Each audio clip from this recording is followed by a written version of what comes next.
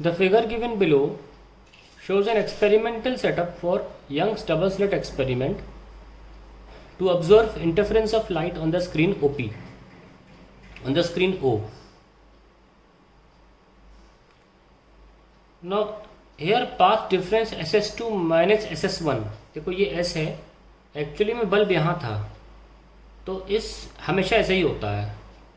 तो यहाँ से लाइट निकलती है और हर जगह जाती है, एक कुछ रेज इधर जाती हैं, क्योंकि इसी से निकल रही हैं, तो एक सोर्स से लाइट लेने वाले सोर्सेज को कोहेरेंट बोलते हैं। और कोहेरेंट सोर्सेज की इसीलिए खास बात होती है कि उन लाइटों में कोई फ़र्क नहीं होता, क्योंकि वो निकल तो एक ही छेद से रही हैं।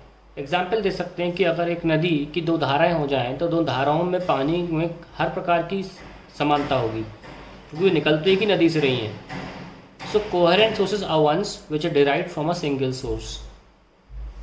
हमने अभी तक इस स्लिट के पीछे की बात ही नहीं करी है कि लाइट कहाँ से रही है। इस सवाल में पहली बार ऐसी बात की जा रही है। इसमें इसको S बोला गया है और SS1 ये दूरी है और SS2 ये दूरी है। हमने इसीलिए बात नहीं करी अभी तक क्योंकि अभी तक जितने भी सवाल थे उसमें S की दूरी S1 और S2 से सेम थी। तो इस रीजन में पाथ डिफरेंस था ही नहीं। ध्यान रखें कि पाथ डिफरेंस यानी कि जो लाइट का रास्ता है पाथ, वो यहाँ से काउंट होता है। लेकिन क्योंकि SS2 और SS1 हमेशा हर सवाल में बराबर रखे गए थे, इसलिए हमें पीछे की जानकारी दी नहीं गई। इस सवाल में बोला गया है कि SS2 ज़्यादा है, SS1 कम है, कितने से, λ/4 से।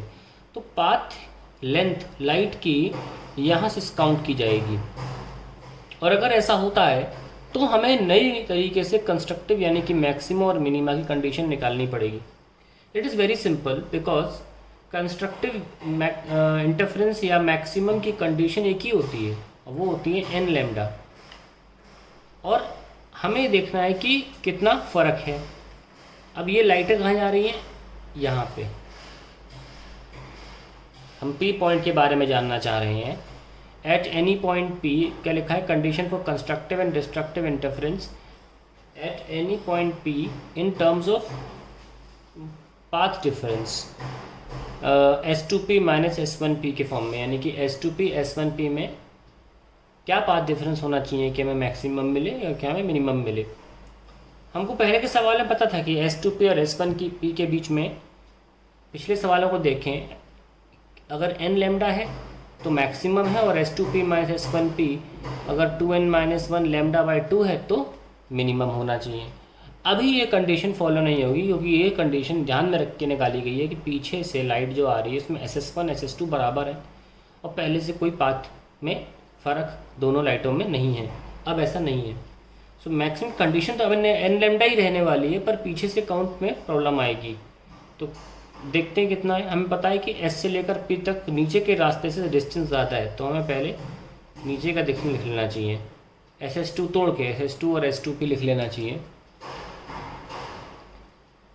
Minus SS1 plus S1P। तो ये नीचे का रास्ता माइनस ऊपर का रास्ता, ये n लैम्डा होना चाहिए क्योंकि अल्टीमेटली ये कंडीशन कभी चेंज नहीं होती है। सो SS2 माइनस SS1 हमने अलग अलग लिख लिया इसको, और S2P माइनस S1P को हमने अलग लिख लिया। ये λ/4 है और ये डेल्टा से दिखाया जा रहा है। इसी की कंडीशन निकालनी कि डेल्टा की वैल्यू क्या की जाए कि हमें पहले केस में मैक्सिमा मिल जाए, n लैम्डा माइनस λ/4। सो ये हमारे पास पहला आंसर आ गया कि अगर डेल्टा की वैल्यू क्या होनी चाहिए अगर ऐसा है तो। ये कुछ भी हो सकता था λ/4 की जगह पर, और वो कुछ भी था तो हम लिख लेते। अब बारी आती है हमारी कंडीशन फॉर डिस्ट्रक्टिव की। बहुत सिंपल है, कुछ नहीं करना है, वही चीज़ लिखनी है। SS2 प्लस S2P नीचे का रास्ता लाइट के ट्रैवल करने का, SS1 प्लस S1P, और बस आप कंडीशन रख दीजिए 2n-1 λ/2। सो ये हाँ, अब अलग कर लीजिए SS2 माइनस SS1 और ये S2P minus S1P is 2n-1 λ/2। इसको λ/4 बोला गया है, प्लस ये कितना है, डेल्टा है, इज इक्वल टू 2n-1 λ/2। तो कंडीशन क्या आई, 2n-1 λ/2 माइनस λ/4।